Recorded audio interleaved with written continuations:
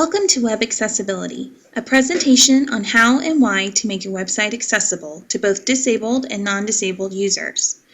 It is presented by Leslie Thompson from the University of Denver. This presentation was made in PowerPoint, which is an accessible application. The font choices and colors for the presentations also use accessible techniques. Finally, in addition to the audio which accompanies this presentation, a transcript is available for use by those who may be hearing impaired. Before we get into specifics about web accessibility, let's look at some of the statistics about disabled Americans. According to a 2010 U.S. Census Bureau report, nearly 1 in 5 Americans has a disability. Of those estimated 56.7 million disabled Americans, only 54% were able to access the internet. By comparison, 81% of Americans without a disability access the internet on a regular basis. This large digital gap between Americans with a disability and without a disability represents a severe problem and subsequent blind spot that businesses have when it comes to providing web-based content that is easily accessible by both disabled and non-disabled individuals. So what is web accessibility? Web accessibility is when a website has been designed with inclusivity in mind and is available to and usable by all people, including people with disabilities, including auditory, cognitive, neurological, physical, speech, and visual impairments. There are lots of benefits to web accessibility, including the fact that it makes content easier to access by both disabled and non-disabled users, and increases the overall speed and functionality of the website. Unfortunately, the cost of making accommodations is often used as an excuse for organizations to not incorporate accessibility into their overall digital strategies. But in reality, the opposite is true. Many of the same techniques that Google implements to make their products and services accessible have little to no cost association with them other than the development time.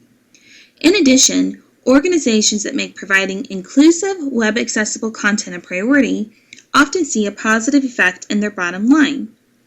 Neil Romano, the former Assistant Secretary of the U.S. Department of Labor's Office of Disability Employment Policy, recently discussed this misconception in an article written by the Society of Human Resource Management.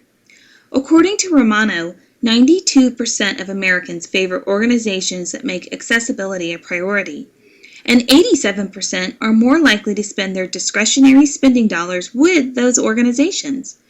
Organizations that incorporate web accessibility into their overall business and digital strategy can foster high public opinion, which can then lead to a rise in consumer confidence and an increase in the organization's overall profitability. Next, let's look at who determines what is accessible. The Web Content Accessibility Guidelines Working Group and the Web Accessibility Initiative are the most widely accepted international standards for accessibility. The principles used in this presentation are based upon such guidelines.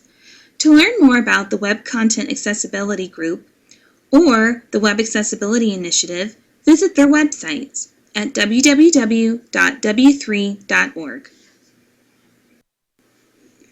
The Web Content Accessibility Guidelines 2.0 are based upon the 4 principles of developing content that is perceivable, operable, understandable, and robust. The first principle of accessibility is perceivable content. This means to provide text alternatives for non-text content, provide captions and other alternatives for multimedia, create content that can be presented in different ways, including assistive technologies, without losing meaning, and make it easier for users to see and hear content. Let's review the second principle of accessibility, operable content. Operable content should make all functionality available from a keyboard, gives users enough time to read and use content, does not contain content that can cause a seizure, and helps users navigate and find content. The third principle of accessibility is understandable content. Understandable content should contain text that is readable and understandable, content that appears and operates in predictable ways, and should help users avoid, then correct mistakes if they make them.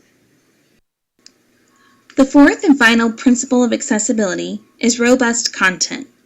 Robust content should simply maximize compatibility with current and future user tools.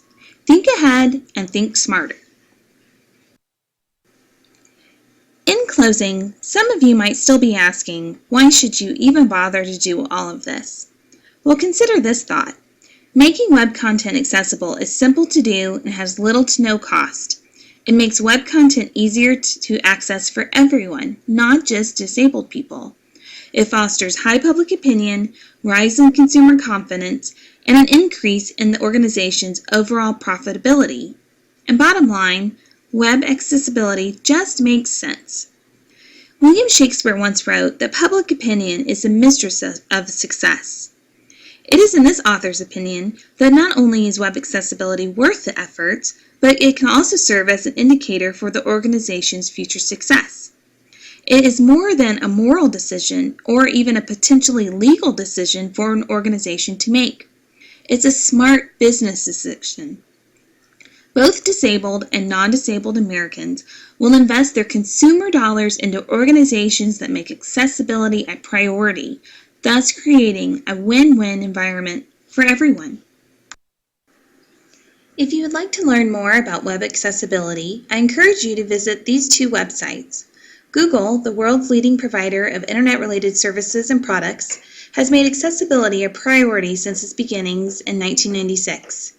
Google's mission statement is to organize the world's information and make it universally accessible and useful. To learn more about Google's accessibility efforts, visit www.google.com/accessibility. In addition, another great resource for learning more about making accessibility or accommodation changes to your website or workplace is the Job Accommodation Network, a service provided by the U.S. Department of Labor's Office of Disability Employment Policy. Visit them online at www.askjan.org. Thank you.